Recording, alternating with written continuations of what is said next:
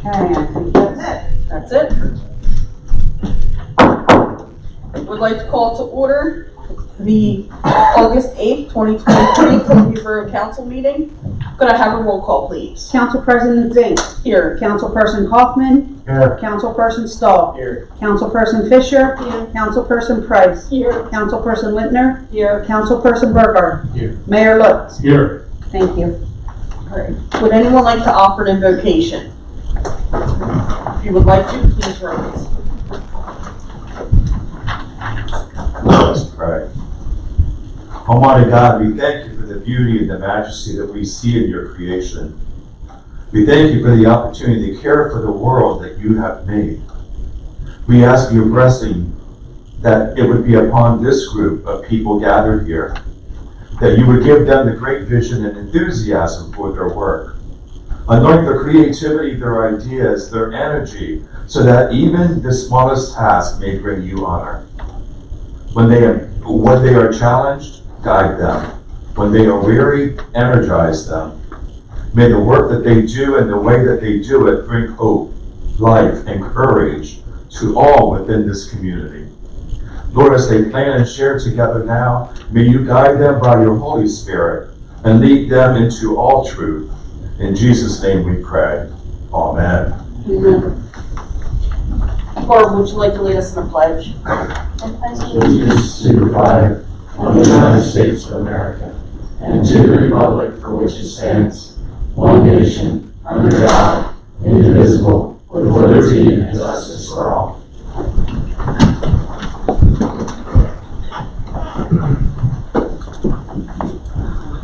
Announcement of executive information sessions, there were none. Are there any additions, deletions, or reorganization of the agenda needed? I'm not aware of anything. No? Could I have a motion to approve the agenda as published?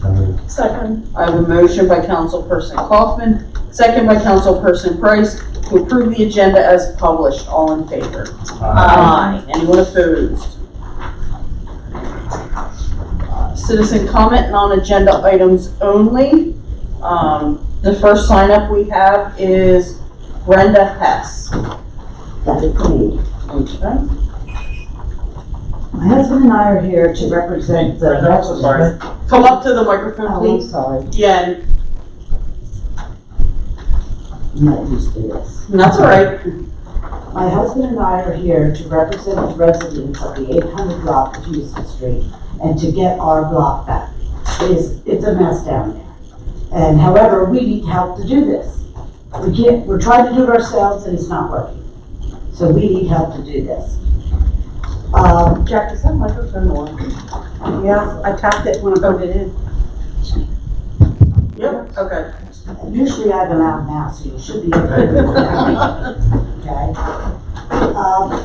A lot of the residents on this block, my side of the street, the uneven block, there's people that are elderly.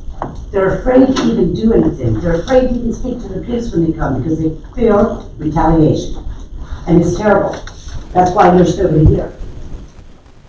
These problems occur daily, night, and sometimes in the middle of the night. The renters at 822 and 826 Houston have been problems since the day they moved in. The problems include loud music, trash all over the side of the street and sidewalks on both sides. There's not any kids that live on our side and there's trash on our side of the street. And since I chewed them out the other day, now there's trash on my side of the street on the sidewalk, my sidewalk. So it's just getting to be a problem. The F word being used by parents and grade school kids alike. It is ridiculous, and I'm talking grade school kids. It's ridiculous. There's just no sense in that. And I actually spoke to 3 of the parents myself. Only one did not. The other 2 said, we're trying. And I yelled at them if I heard say it. So that's working there. I'm just tired of yelling and being the bad person here because everybody else is complaining. The kids play in the street. That's the only place they have to play. Some of them have small backyards, but that's all they do is play in the street. And One day I was looking out the front door, the little boy came out around the car and it was this far from being hit. And I don't want to be there when that child gets hit. I can tell you that right now. The kids are getting on my property by way of my hedges. Now my hedges, they were packed. Now they're not. The only spot on my hedges that is still in good condition, I have a big long trellis on the other side. They can't get through there. That's the only part of my hedges that is actually decent. So I'm really truly upset about that. Because if I have to tear that down and put a fence up, grade school kids giving us the middle finger on a daily basis. Renters and their guests of said properties abuse anyone who is outside. One reason the owners are scared. Their friends, they think, see, I'm not scared of it, and that's the problem. They know I'm not scared. But I'm trying to get everybody else involved in this, trying to get the whole street involved, and like I said, they're too scared. There was a verbal and a physical abuse over a parking space. And I'm going to stretch this. I'll put it 2 weeks. In 2 weeks' time, the police were there 4 times. One time, 4 cars came.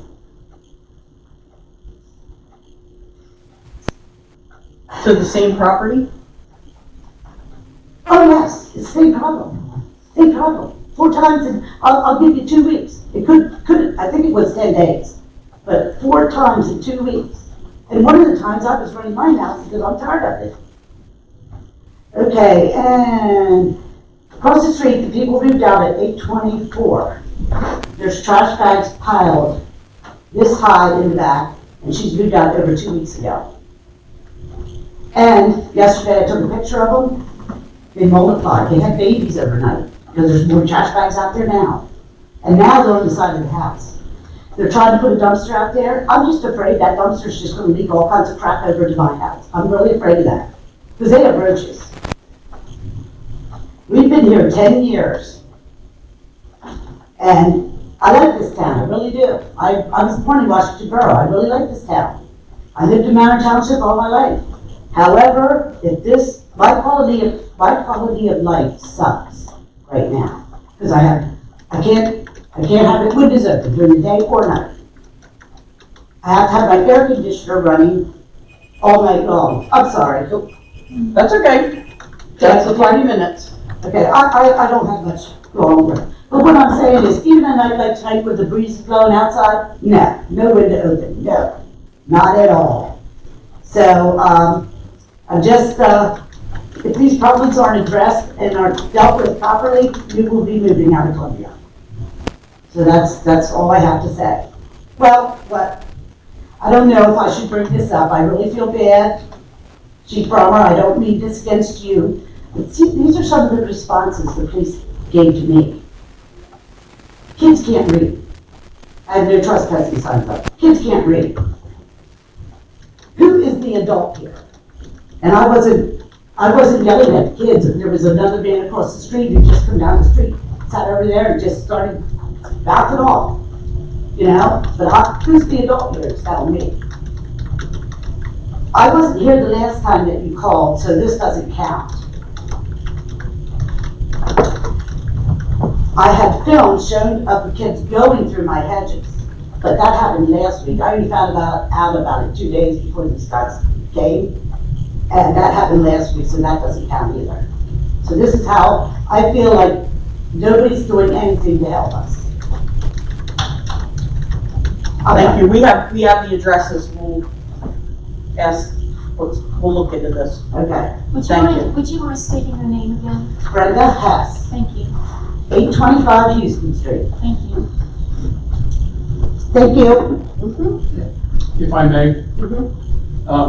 Ma'am, I've been in contact with some of your neighbors this Okay, entire weekend. okay, As a matter of fact, the chief and I extended an invitation for one of them to meet with us this morning at 10 o'clock, and we got no response. And I think your comment about people being afraid, may be the reason.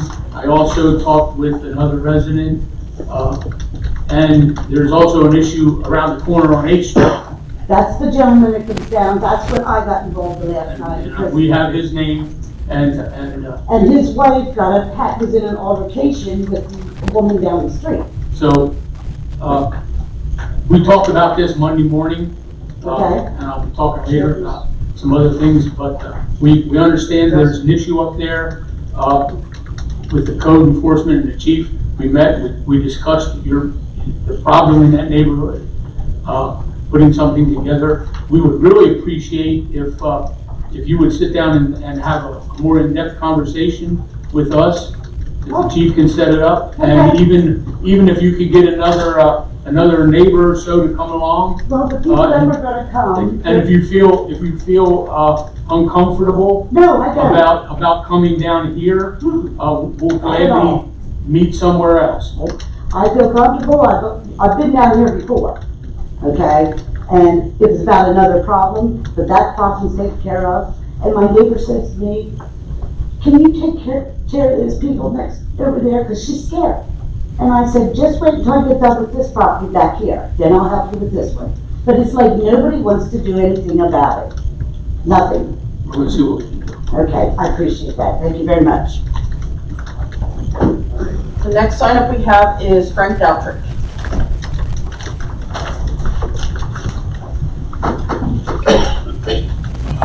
Evening, folks. Frank Alfred. Jack, I apologize. I forgot all about the meeting. We'll reschedule. Okay. I'd like to ask when council is going to start enforcing the rules of the meeting. You have a 5-minute, and you also have all discussions on agenda items over 15 minutes will be tabled to the next available work session. You might as well throw the rules out, Heather. You're just not enforcing. I just wonder when we're going to start doing that. I know the borough solicitor will give you the okay to run it any way you want to run it, but that's not true. It's not right. My other thing is, I'd like to correct a statement that I made at the last meeting. I said, and I was told there were 17,000 visitors to the Turkey Hill Experience. That even seemed not logical to me, so I went out to Turkey Hill, and I got with one of the managers, and she said, on a good day, 1,000, which is a lot to me, is what goes through there. It is possible with 1,700, because I think it was the 4th of July weekend or something, I forget what it was. But the guy that works there told me them figures. I should have went and checked it before I told council, because that wasn't right, but I had to correct that. So on a good day, they have 1,000 visitors. While I was there, I got to walk around a little bit, and boy, did that place change. So I made arrangements to go through there and just see how the whole thing works. They said it'll take about an hour and a half. Also, they eliminated the pizza place at the other end, the far end. And I looked in there, they got all seats set up, and I don't know what it's for, but about an hour and a half to go through it. So it probably be worth your time to do that. It's in our own hometown, and it's something we should be doing.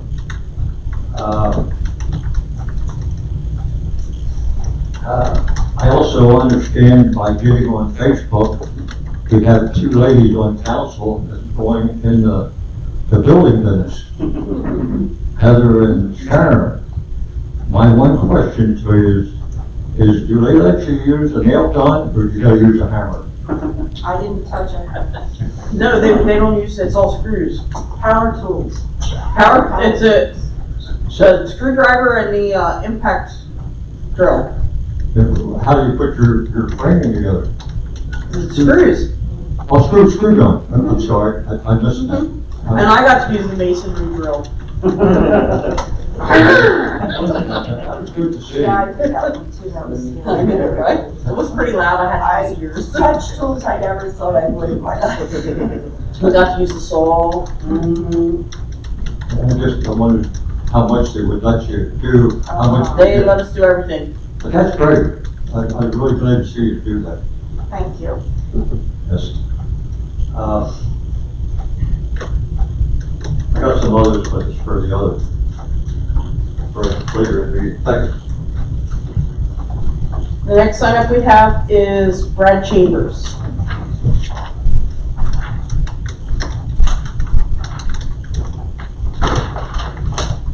Hello, hope everyone's doing well tonight. Brian, can you hear me? Good to go? Alright. So, I thought the material presented in the 2040 comp plan in the work session last week was very insightful, but I found myself questioning the seriousness of it. There were no data projections, and it didn't seem to me like the stated value of the plan had any sort of concrete evidence to back it up, but in the case of the comp plan, I'm sure there's a lot of time, it's estimated from 2040, so you can work that out. However, I'd like to talk about the McGinnis project tonight. So, I read that you bought the McGinnis project on 2021, and it's estimated to cost $12 million, according to Disney's PA. And that estimation was on July 20th, 2022. So after accounting for your DCED grant and your EIOS grant, the estimated cost seems to fall somewhere around $9 million, which I assume would have to be covered by the taxpayer. Now, if this is a rate of return, then obviously that's good for everyone, but this is, of course, a speculative investment, so we would never look at that. However, since 2022, though, material costs have increased over 14% at least due to inflation, which I'm sure you all know. So I would like to know if there has been another estimate since that summer, and whether or not you have any KPIs on the project to, again, substantiate the projected value of this large investment. Yeah, go ahead. So the initial investment you're looking at the 12 million was a cost opinion that was put together when we were going after the budget money to see how we could get all the money together. That included some off-site improvements, and it included the extension of South 13th Street down to a cul-de-sac that would be like a terminus and a parking area for that end of the trail system. We cut a lot of those out because the grant money, I'll say the funding we got from the state would not fund all 12 million of that project. So that's when we cut it back to around 10 million. So the cost right now, and what we're doing out there is site preparation work. So it's rough grading, final grading, and putting in roads and utilities to make the sites shovel ready for anyone else to use. So currently, right now, with the funding we have, based on our estimates, we should be good. So I understand that you had to do multiple lead inspections. Do you have record of the result of that? Lead inspections? Yes, it was, We did lead inspection on the house we took down, yeah. The result was there was asbestos in the building, so that had to be remediated when we did done with the house. Yeah.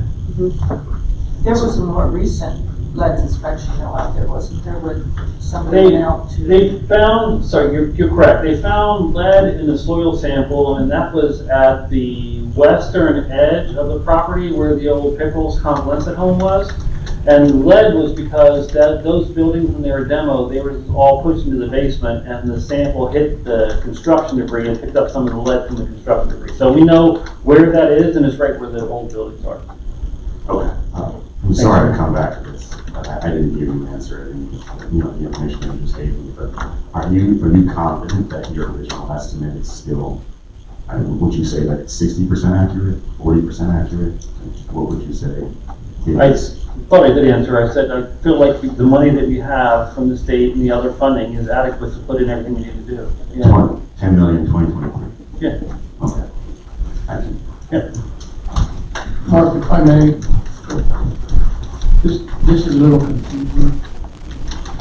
What did the borough pay for the property? $1,450,000. Okay. $1,450,000. Plus other costs. That was the purchase price. Anything else going up to this figure that you have? value added and covered by other monies, grant monies. We have funding from the state through the business center site, which is both a grant and a loan, and we have a grant from DCED. So yeah, all that is what's covering these costs. So there's no, I'll say, large impact to the taxpayer. The potential impact is the loan money, but the loan money is backed by the value of the land. So as the land parcels are sold, that will pay back the loan. And the loan's a zero interest loan for the borough. Yeah, thank you. Yep. But the loan is $5 million, so the taxpayers will be paying that, is that correct? Now, The, You will not be paying that until the properties are sold. So you will sell back as you sell parcels or rent parcels or whatever, that will be paid back. so the value that's in the land will pay back that loan. So will the taxpayers be paying? It's not coming out of the general fund. No, it'll come out of the revenues from the sale of land. so the land is expected to be sold, because there was a back and forth on whether they said that would sell it. Now we're selling it. So with this pre-loan, the business center sites funding, I should say, from the state, we had looked at, should we sell the entire thing, and with the idea of the lots being leased out. The plan was always to sell it. The borough was never intended to own this long-term, we're always gonna sell it. The question became, do you sell it as one big piece and sell off leaseholds, or as an industrial park, which is common, or do you sell it off into separate parcels and sell each individual parcel separately? So, but again, to be clear, the land is to be sold at some point in this process. And the most recent inspection that was done out there about the lead, is that the one you're referring to? Because that was just a couple months ago, I know you had people out there. ECS is doing all the environmental work out there, and they did additional test borings and probes out there to just get some more detailed investment. And the first one being the R2 study back in 2017, and then the recent ECS study analyzed the main industrial park, but we did not go all the way out into the, I'll call it the western edge of that, out off Plain Street. That was not tested. This last round it was, and that's where the lead showed up. And again, that's right where the construction debris was when they pushed the houses in the basement. And that portion isn't being touched anyway initially. That's part of the area that can be cut off and used as a park conservation area. That's not part of the industrial park itself. Right. I know my time is over, so I'm just gonna ask one thing, and if you don't want to answer, that's fine. But do you know what your estimation is that it's gonna bring in once you're done with everything?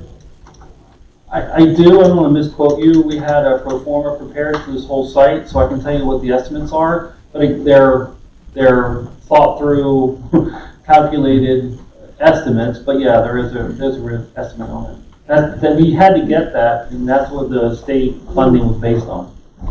Yeah, we had to do that in order to submit all the paperwork for the grants. Yep. All right. Anyone else that did not have a chance to sign up that wanted to speak? Minutes for approval. Could I have a motion to approve the Borough Council meeting minutes for July 25th, 2023? Second. I have a motion by Councilperson Kaufman, second by Councilperson Stahl, to approve the Borough Council meeting minutes for July 25th, 2023. Are there any questions, comments, or concerns? Seeing none, I have a motion by Councilperson Kaufman, second by Councilperson Stahl, to approve the Borough Council meeting minutes for July 25th, 2023. All in favor? Aye. Aye. Anyone opposed? All right. Presentation and acceptance of reports. Community development. I'd like to acknowledge the receipt of the zoning and planning reports for July 2023, and also the receipt of the market house report for July 2023 as well. Chris, anything to say? Sure. You don't have to talk a lot. Well, the timer didn't come on. I'm doing it. I'm doing it, baby. Yeah, you're a put it at one. You got 30 seconds, man. I'd just like to thank the Columbia Borough Police Department And Manor Township, West Hempfield, and Clifford Township, the response, how fast they got to that scene on Saturday at 2:50. My vendor started packing up. My one vendor, the pop-up, she did witness the crime and everything, but the response time was amazing. We're having 2 officers on, they controlled the scene, I was there watching them. Jack, the team did a great job. And just controlled the crowd, because there was a lot of onlookers and stuff like that, and all the tape and everything like that, and all the shells and everything. But they did a great job of making sure that that crime scene was secure and everything like that. So that's all for you guys. We felt safe. I will put some stuff in place over the market house just in case something does happen. Like some of the vendors in the corners know how to lock the doors, shut the whole place down.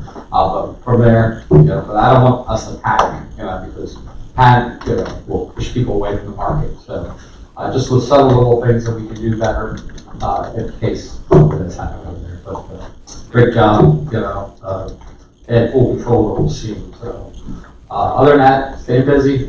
Church service is going on tonight, so and stay busy. So, any questions already? No? Thank you. Thanks. Madam Chairman. Chris, just happened to be something, Chief. Going on what you said, I think it would be to your, well, I should say our advantage to get with Jay Barninger and come up with a plan. Probably should have a plan for that building anyhow. We have so many doors. If that guy would have ran up our street instead of the other direction, who knows?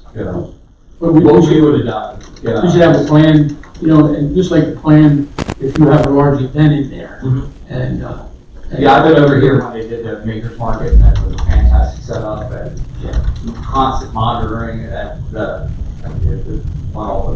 think Jake can help put that plan together. Okay. Chris, I'll also offer to you active shooter training.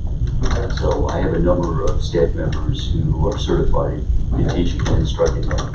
So we'll talk later. Okay. What about the 2 old ladies that ran over my thumbs when I blocked off first? You're on your own. I was the first time I ever had to yell at 2 old ladies run over my gun. They understand that, you just don't drive up to a crime scene, So, thank you.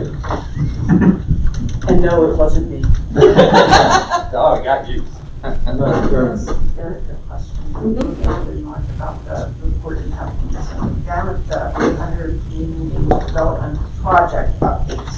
I just wanted to make a notation because we talked about that grant to resurvey the historic district, and then I had asked if, like at the meeting, Heather asked if there was a match to that, and I think that's the one you said there wasn't, but I just wanted to clarify that I think there is. Right? I was incorrect, yeah, there is a match for that one, I think our percentage is like, whatever, 2,500, around, somewhere around there, but there is a match, and we have it listed. Okay, thank you. Oh, also, hang on, Craig. Also, on that community development, it mentions the Habitat for Humanity townhomes. This fall, we're going, once the contractors get in there and complete like the roof and the stuff that volunteers really can't do, plumbing, electrical, they'll open it up for volunteers again. I would encourage everyone to go and, take a shift and just help out there. It's a wonderful experience, and when they open it up again, it won't just be women this time. They'll let you men on the job too. So, yeah, you get the light duty. I mean, we did the heavy lifting. Yeah. So, Frank. It's amazing what you can learn. But, Madam Chairman, you just had 2 issues there that we used to be able to talk about, but they're not separate on the agenda. Are they open for discussion?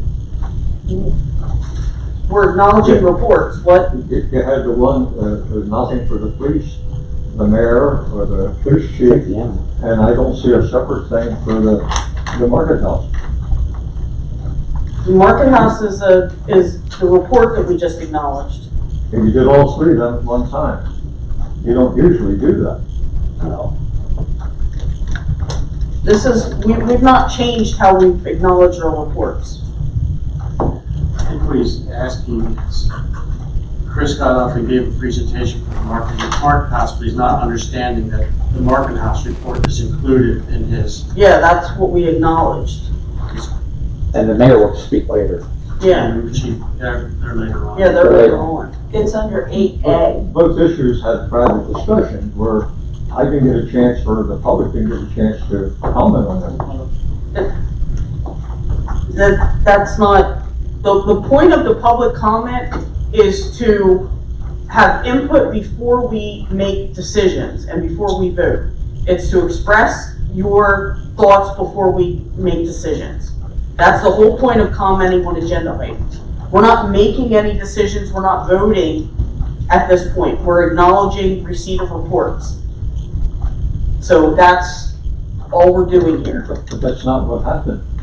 You voted on these three reports, and then the discussion. No, we didn't vote on reports. We voted to approve minutes. We acknowledged receipt of reports. Okay, so then, but that eliminated all the discussion then. I had some issues for the chief. I'd like to know about what went on with the shooting and everything. That there was nothing given to the public. Well, he has time to speak to that, to his, I mean, if that's not on the agenda, you could have addressed that at the non-agenda item comment too, Well, I Frank. was waiting for him. I'd like to talk. Well, we didn't get to him yet on the agenda. Where's he at on your? Number 10. Number 10. Right. We're still on reports. Number 10. Down at the bottom. Sorry about that. All right, 8B, Public Works and Property. Yes, I'd like to acknowledge the Public Works and Property Report for July 2023. Just note the UDI gas main replacement project, they pushed off the mill and overlay to August 7th. That's last month it was going to start. It was going to start July 10th. Now it's August 7th. And I see the South 2nd Street CDBG project got moved to September as well. 1st. Yep. All right. Safety and Communications, Councilperson Bedard. Thank you, President Zink. I'd like to acknowledge the receipt of the following public safety reports for July 2023. Columbia Borough Police Department, Penn State Health Lifeline, Columbia Borough Fire Department. Acknowledge the receipt of the Codes Compliance Report for July 2023. And acknowledge the receipt of the EMOC report for July 2023. Last week we mentioned the mobile EOC and its debut at the National Night Out, and how fortunate we are to have such an asset. Mark and I were just texting just a little bit last night about the inclement weather, tornado watches, and it's a good reminder of why a piece, a unit like that would have value to the borough should we have had an incident like that, a weather incident. And I guess maybe the best we can hope for is that we never have to use it, but it's good that we do. I know that Adam Martin wanted to say something. Yeah. Hi, good evening. I just want to give you a little update on Penn State Lifeline EMS with our coverage. And some of you may have heard it and some may not. So out of our Mountjoy station, we did currently cover a part of Mountjoy Township and West Donegal Township. And some of you may know that there's an organization starting in January called the EMS Authority, or VISA. Okay.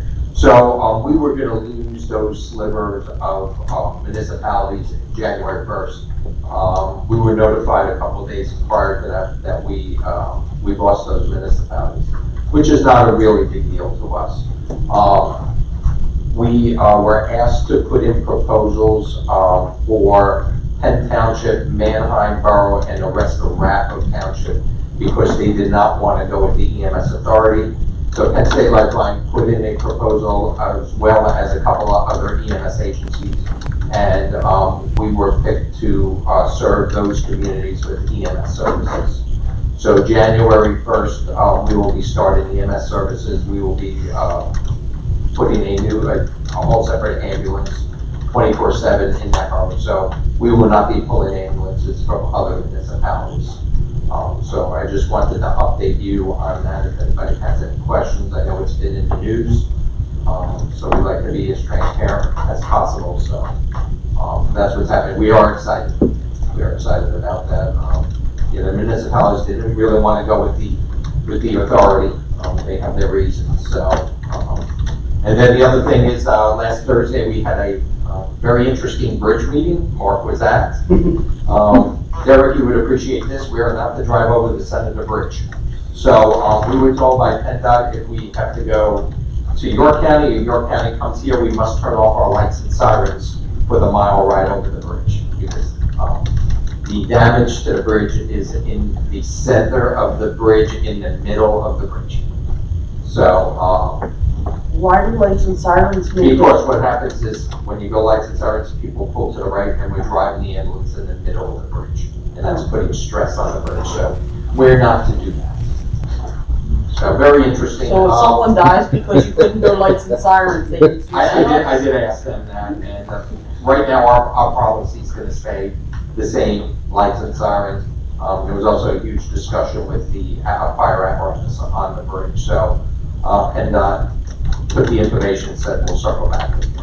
So it'll be interesting when that comes out. Wow. So the saga continues. That's great. This bridge is going to be the death of all of us. My wife listened to it and she was just like hurting. So. Engineers. What are you gonna do? Does anybody have any questions? No.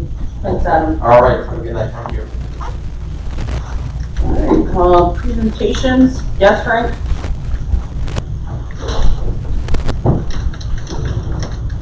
Currently, I'm a brain dead. I got us together now. I'd like to ask Todd if he's part of this private meeting, this safety meeting that they have that's private. It's not a safety meeting, it's the emergency management discussion. Well, it was a meeting that's related to safety that the public was not invited. And I just wanted to know if Todd was a part of that, because I have a question if he was. Was that the last one? I don't believe I think you missed the last one. I missed the last one, but typically I am. I'm sorry. I missed the last one, but typically I am. Yes. Do you know what they might be doing or anything said about deterring the drug trafficking in the borough? Is anything brought up that maybe we should be aware of? Not that I recall. Not mentioned. What meeting would that come up at? Would this come up? I suppose it would come up in a meeting with your council. Okay, thank you. Great. Mayor Lutz, Chief Brommer.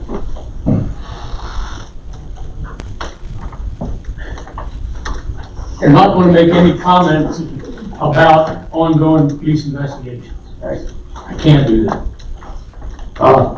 But let me kind of circle around a little bit.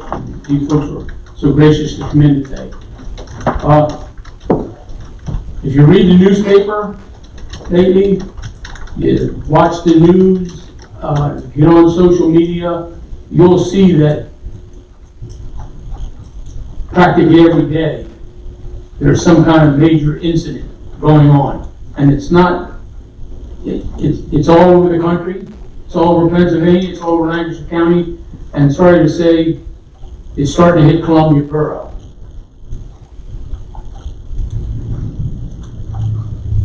The trend seems to be a lot of young people, and that's an issue in itself. We had 2 incidents over the past weekend. As I said, I'm not going to comment on them, but Monday morning, Chief Brommer and I, our code enforcement manager, Paula and our borough manager, Mark Snyder, sat down, and we discussed several issues. One of them was your issue, as a matter of fact, and how we're going to address that issue. There was another one or two issues, and I'll call them chronic neighborhood problems that we're working on. That's probably the best way to phrase them, and how we're going to work on those and attack those problems. We looked at the police department, and we know where our staffing is. It was no secret that our staffing, we had 2 people on Saturday.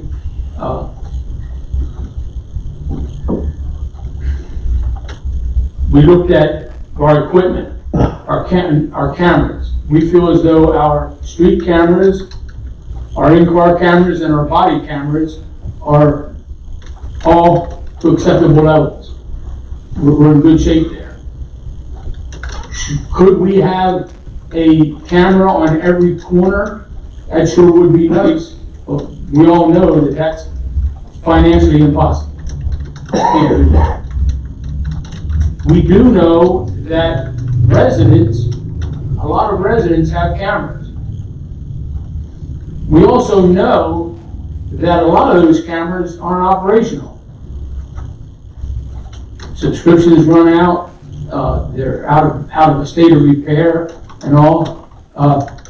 That's something that could greatly help this community if those people that had cameras were able to assist us in some of the things that we do, both police and codes. We talked about code enforcement, particularly your issue, and come up with some ideas and some plans on what we can do in that area with code enforcement and possibly a combination code enforcement and police to solve some of these problems.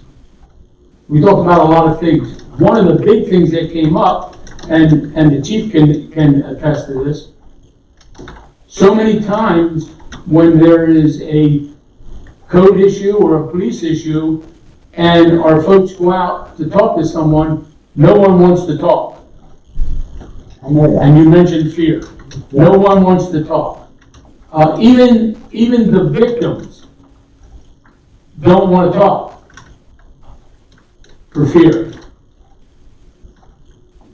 People in this town need to take their town back and need to start talking and need to start helping so that we can solve some of these problems.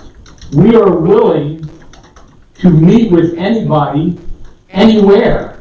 If you feel uncomfortable about coming down to the police station for fear of someone seeing you and retaliating against you, we'll meet with you anywhere. We also have something that was just in our newsletter where you can make an anonymous report, an anonymous tip, and we'll follow up on it. So we need help from the community. We need people to start speaking up when issues happen. Like I said, so many times the guys go out and no one wants to talk. That's very frustrating. And knowing darn well that it don't happen in a vacuum, someone's seeing what's going on. Not only these instances, but other instances. Someone sees what's going on, but they're afraid to talk. People need to start talking. If we don't start talking up and we start letting people know, the officials know what's going on, we don't have crystal balls. We can't read in a crystal ball what's happening. We need to hear from our residents what's going on so that we can take action and solve some of these problems. If we don't, we're going to continue to have trouble in this community. And these things that are going on around the country, they don't stay within a municipality. They cross municipal lines. I'm sure you're all well aware of. You see where people acting unlawful in one area or from another area, whatever have you. So this is something that we need to discuss with our neighboring municipalities. And as Chris pointed out, thank you, Chris, for pointing that out. We had a lot of help from our neighboring municipalities. We brought a lot of resources in here to help us out, and we thank them all for the time that they put in helping us out on these issues. The bottom line is, people need to speak up. They need to not be afraid. I keep trying to tell them that, but they. And as I said to you earlier, ma'am, if you can get some of your other folks, or even yourself, come on in, sit down, we'll talk. I'll We'll talk put to together a them. plan and see if we can tackle this problem. I'll try to talk to them, but I'm not afraid of them, so that's the problem there. And I thank you for that. So, that's about all I have to say. And, I mean, the other thing is we have to make sure that we're reporting the accurate addresses, because we do have the 3 strikes, the disruptive conducts. If the police are called to the same property over and over, they're gonna report it to codes, so. That hasn't happened unless they did report it to codes and the landlord didn't come out. I bet, in the 10 years I've been there, and they've only been there 5 maybe, I bet the cops have been called on them alone 25 times. Yeah, so, I mean, we I have. get all those reports, I'll have to look at my records, but I can say, I get every disruptive conduct that's written, and actually, I even check when I know of an incident to make sure that the disruptive conduct is written, and I know the chief does likewise. I probably have a folder since we started that, and I'll say that's one of the most successful programs we have instituted here in the borough. I probably have a folder that thick of disruptive conduct reports. Matter of fact, I'm on my 2nd folder and filled the one up so heavy that I couldn't get no more in. If you'd like me to move around the town and help straighten other streets out, I can do that. They call you. But yeah, I mean, that's a big part of our rental ordinance, so. And that's what we're looking at. You know, we just don't want to pick on landlords or renters, but, there's some things that need to be tightened up there. We have 2 renters on our side of the street, you don't know they're even there. Yeah. You don't even know they're there. Yeah, there's good and bad and everything. Yeah. Okay, Chief, you have anything? I don't have anything. Yeah.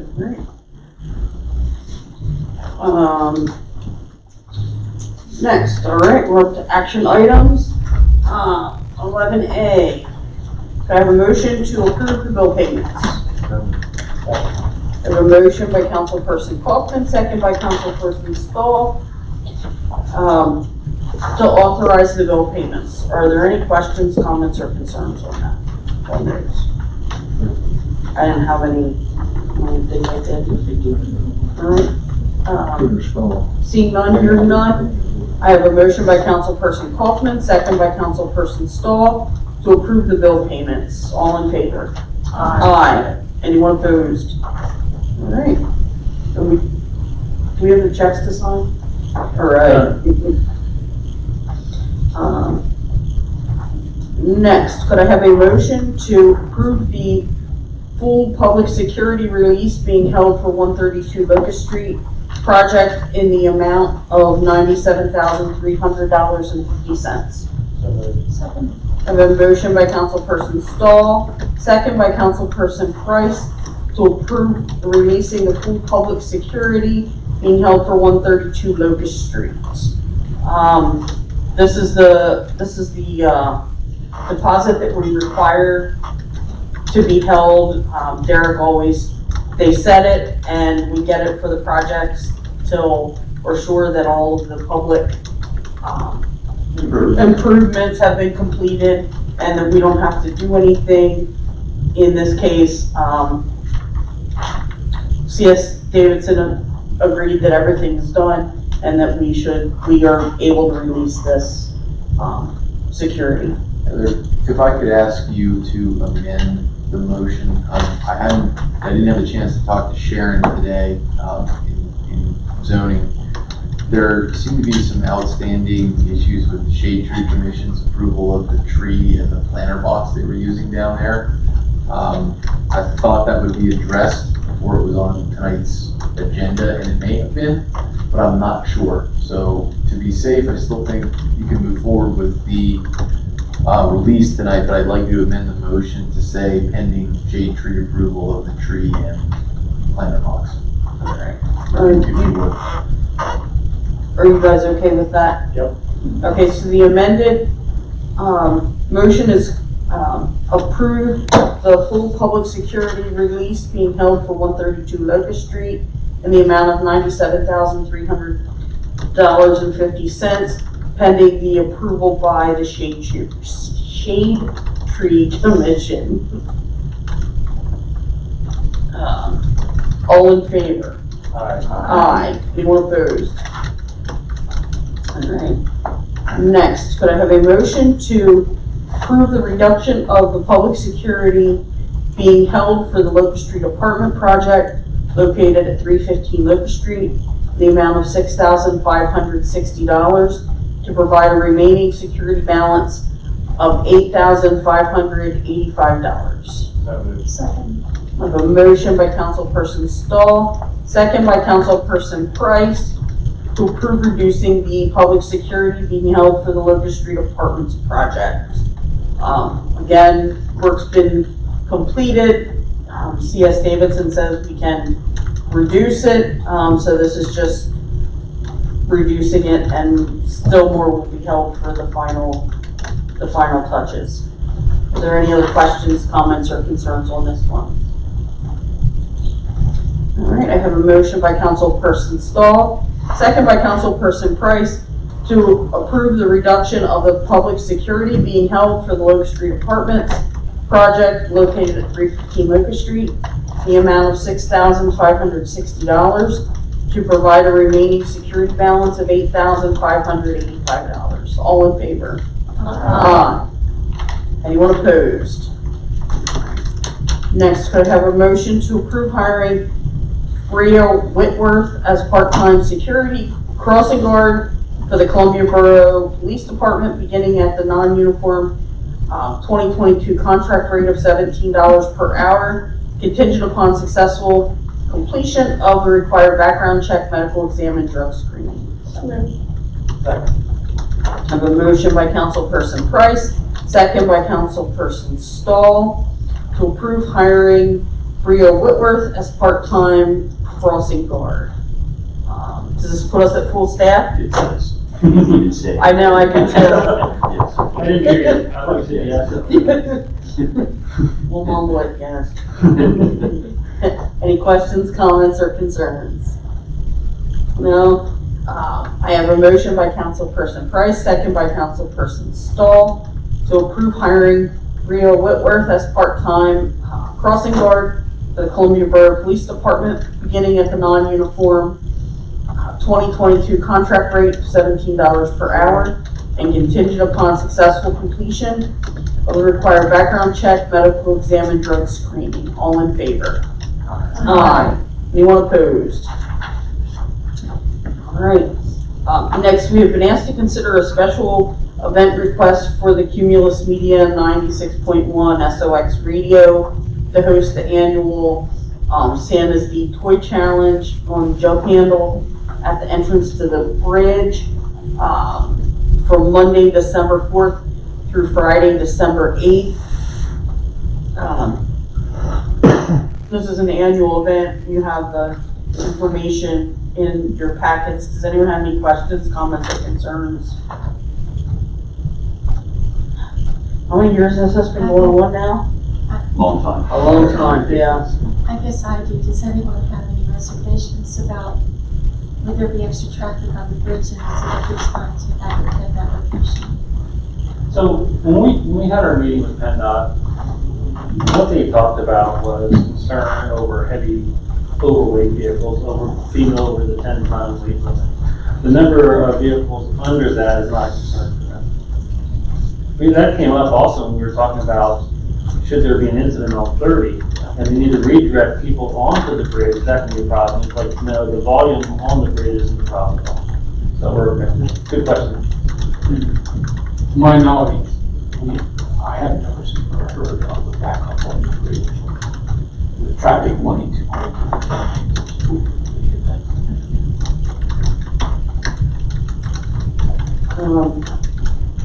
Would anyone like to make a motion on this tonight, or did we want to put this off? And you want a motion to approve? Approve. All right. I have a motion by Councilperson Lintner, second by Councilperson Burgard, to approve the special event request for Cumulus Media 96.1 SOX Radio to host the annual Santa D's Toy Challenge and the jug handle at the entrance to the bridge from Monday, December 4th through Friday, December 8th. This approval was contingent upon receipt of the required certificate of insurance. All in favor? Aye. Anyone opposed? All right. Staff reports, comments, and announcements. Solicitor Gable. Just one thing I want to prepare you for. It took a little longer than we had expected, but after you guys approved us to sign an agreement of sale contingent on due diligence for the Ridge Avenue properties, we did get that finalized. We're anticipating hopefully having closing prior to August 31st. So we are likely going to bring everything for your final approval to the next meeting. So just be prepared for that. That will be coming up. Other than that, just working on a number of different projects here, and we will, I think there are some issues tonight that we heard that need to be addressed relatively quickly, so I think we're gonna work on some of those as well, so. Great. And here we go. I don't know if I have anything else tonight. The engineering question.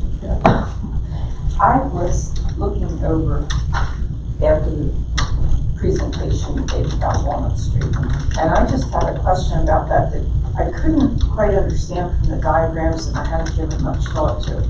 The homes on the north side of Walnut, will they be able to park in front of their house anymore? Because wouldn't that be the bike path? Right, no, So they're gonna have to park where? On the other side of the median? on the other side of the median. So how do they cross the median to get to their house? Like I don't. On foot. Right, grass. I'm just saying, I think we talked about piling snow there too. Will there be cutouts for them to go to cross through?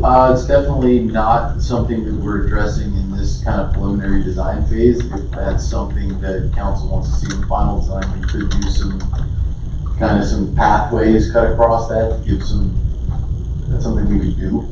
I just think that's gonna make it difficult for people, especially if there's inclement weather and you have soggy, muddy grass and you're trying to get in and out of the vehicle and get, I mean, if that's your only path across there, I just didn't think to question that at the time, but I kept looking at that and I thought.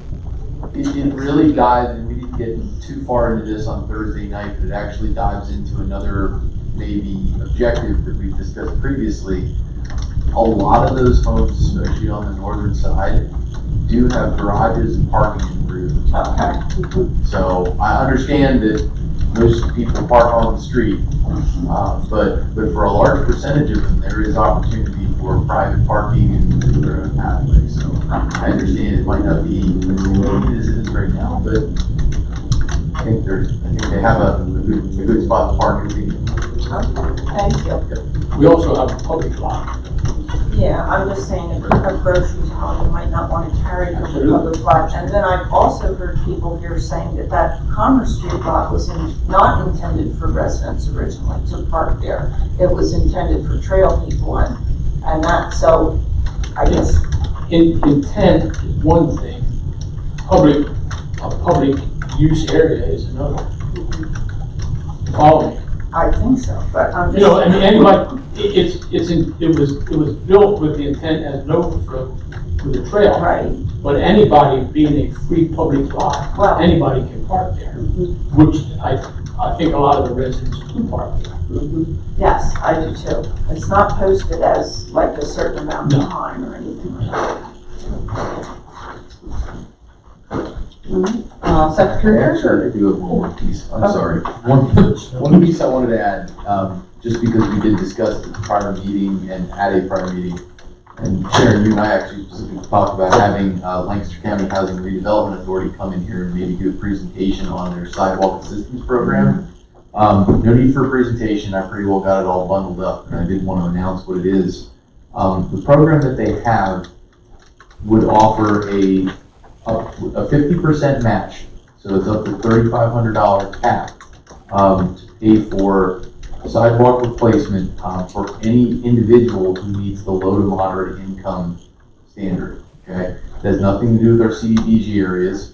if the borough would decide to pass a memorandum of understanding, that's all the borough action would take, it would allow your residents to be eligible for grant monies from Lancaster County Housing Redevelopment Authority for the towards it. There's a catch. The catch is that for a resident to apply for the funding, they need to be provided a letter from the borough requiring the sidewalk to be replaced. So either a letter saying that where you're replacing this as part of the project, or a letter stating that you have issues. The sidewalk's needed, it doesn't meet our standards. So the program is intended, when you think about it, what it's intended for is it's intended to help people in a low, moderate income level respond to a violation notice that the borough is giving. The violation, right now, you know, if anybody wants to replace their sidewalk with free will, they're not eligible for the program. Okay. It has to be hooked to a violation. It's intended, I put myself in that person's, if you're a low moderate person, you go to your mailbox and you pull a letter out and, hello, this is Columbia Borough, you are now forced, you have 60 days to replace your sidewalk. Yeah. It's intended to help that person who reads that letter and says, oh my gosh, what am I gonna do? Well, we need that.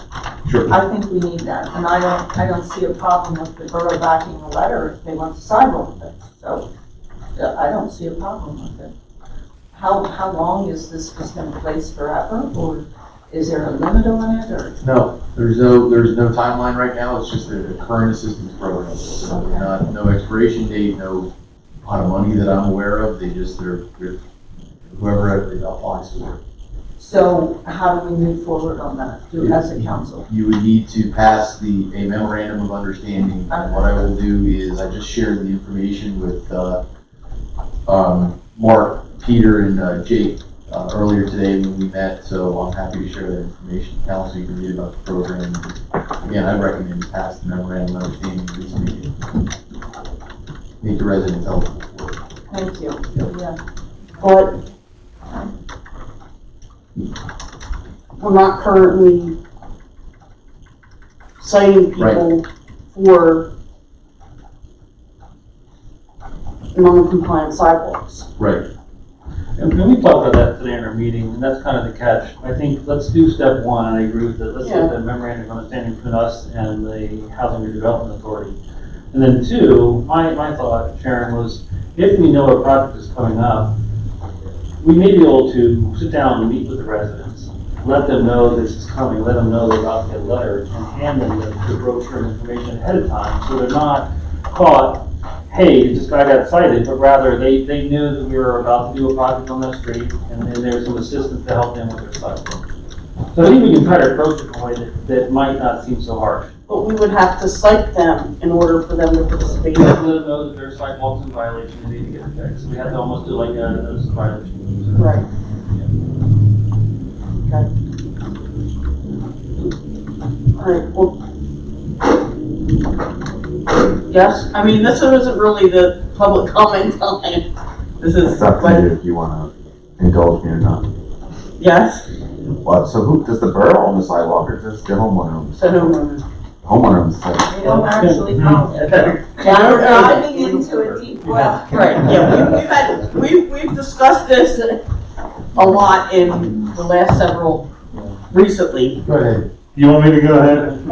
You can tell. So in most cases, I'll say, because there is no one size fits all here, in most cases, the borough owns the area where the sidewalk is because it's part of the road right of way, right? It's not just the cartway of the road, but the extra distance on there normally covers the sidewalk. However, the Pennsylvania legislature has essentially made it so that the homeowner, even though they don't own the land where the sidewalk is responsible for the maintenance of the sidewalk.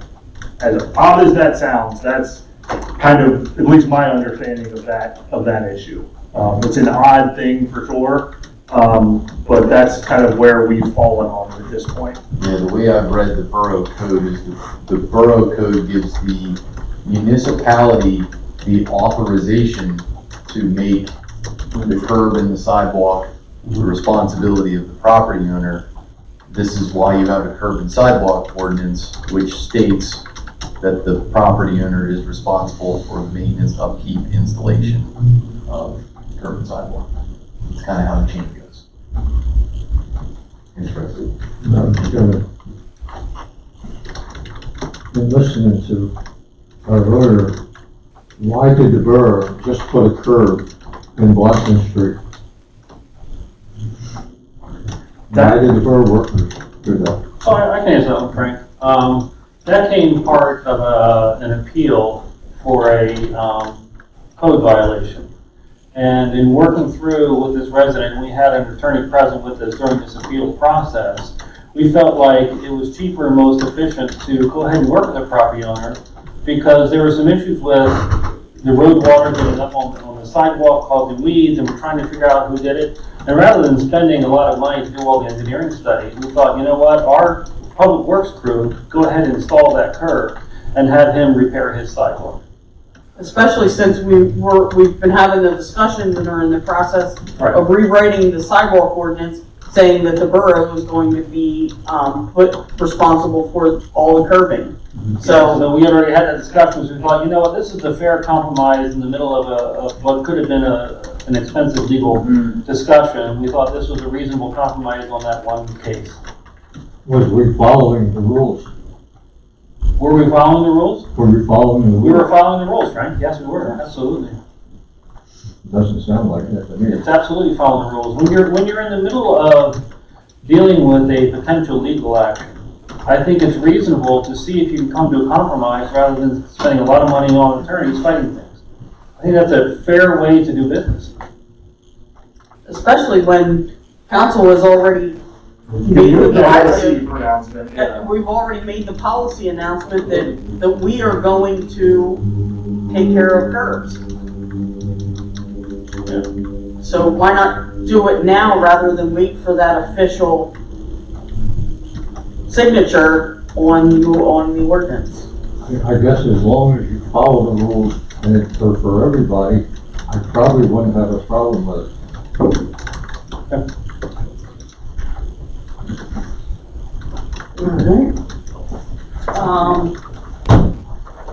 We're up to you. A bit more good news. Evan and I have been working with the EDC for the sale of the wastewater treatment plant. And at this point, we're looking to close mid-September on that. So that's exciting that that's moving forward. And the EDC has been a good partner in working with them. One of the things that was still on my to-do list was to go down there and clean out all the files from the former attorney office. So that was fun. I ran out of names for all the spiders that were in all the boxes. But in going through the information, it was interesting to pull out a couple treasures, a couple old documents and things that we found. I found an old plan from there during the Pennsylvania Railroad, or the Columbia Philadelphia Railroad Trail project. It's the rail line that part of it is next to the Northwest River Trail, came through town and went out. Back in 99, an engineer was hired to do a study on turning that into a trail. I know Barb, you and I have even talked about some of that. Interesting to pull that out and look at it. Another document I just handed to Chris Vera was a 1965 study on what to do with the market house and how to handle it. We found some of the initial reports on the 441 bypass project. So it was a fun to walk through the history of many different things that have occurred here in town, and it's interesting to see all the good work that's been done through here. Anyway, so we got the files cleaned out. At the next council meeting, you will be getting a destruction of records request, so we can get those to the incinerator and burn. But I'm glad we had a chance to go through that. Secondly, since we're here, I just want to say that following up with the last meeting, I did take time to sit down and meet with Pastor Powers and talk about the issues surrounding the homelessness here in town.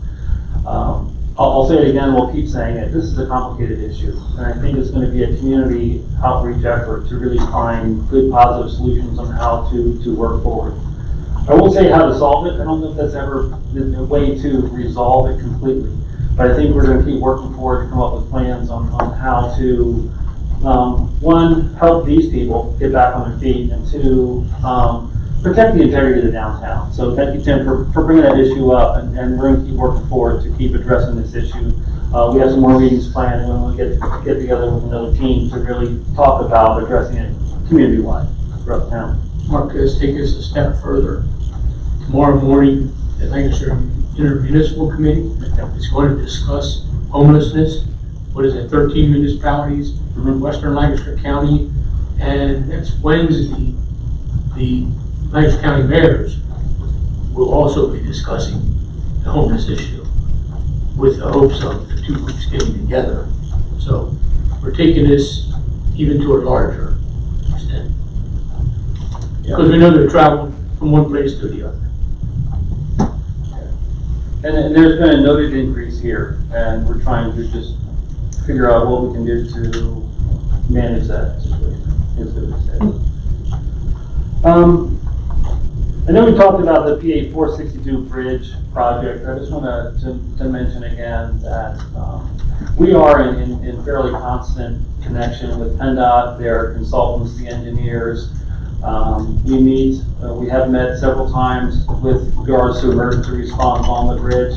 These recent meetings with regards to the weight limitation on the bridge, I will say I know this is a lot to take in right away. I think all of us are trying to get our head around how to handle this situation. But I feel good about the fact that we are in communication, we're talking about this, and I feel like that we are working towards the best solution possible to keep everybody safe and manage the potential, or pending, I should say, traffic problems that are coming with that. So we'll keep working forward. We'll keep trying to keep the communities informed as we can as we do this. We'll say it again, we say it every meeting. A lot of these notices are pushed out on Text My Gov. If you don't have it yet, please sign up. We do use that as a key tool to communicate to the community. Finally, I just want to address another issue that's occurring currently, and that is that Brightspeed, a new internet company, is doing work here in the borough. We've had some issues recently with some work going on in one of the neighborhoods here, and there's been some questions raised about the work and the digging and the stuff they're doing out there. I have a meeting with the the government service representatives of Brightspeed tomorrow. They have stopped the current work. They're out there along Bridge Avenue, the eastern part of town.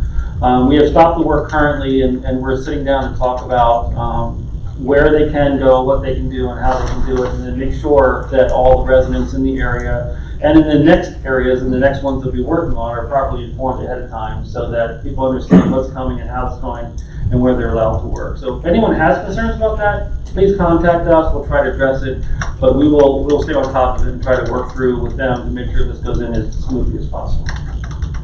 Thank you. Boards, commissions, and committees, upcoming meetings. The HARB meeting tomorrow night is canceled. Parks and Rec meets on Thursday, and the Planning Commission meets on the 15th. Just as a note for council, in one of the reports, the condemnation report, I have asked Sharon Sino and Mary Wickenheiser to start the process at this next Planning Commission meeting to get the determination of blight for the condemned property on South 5th Street and also the one on North 3rd Street, so that we can get that so that we can get that at least started, to get that down with the Vacant Property Reinvestment Board to hopefully spur those properties to get cleaned up. There are no approved minutes in your packet.